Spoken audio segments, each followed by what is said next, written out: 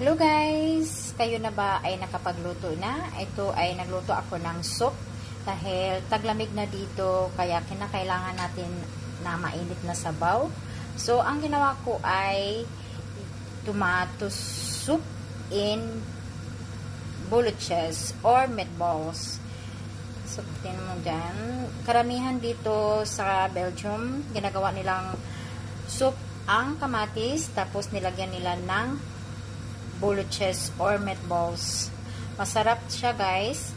At saka kanina binalatan ko yung kamatis para talagang masarap siya. Kasi pag may balat, maano siya parang iwan ko, iba siya. Tignan mo, maganda ang resulta sa aking soup. Kaya fit ito sa taglamig.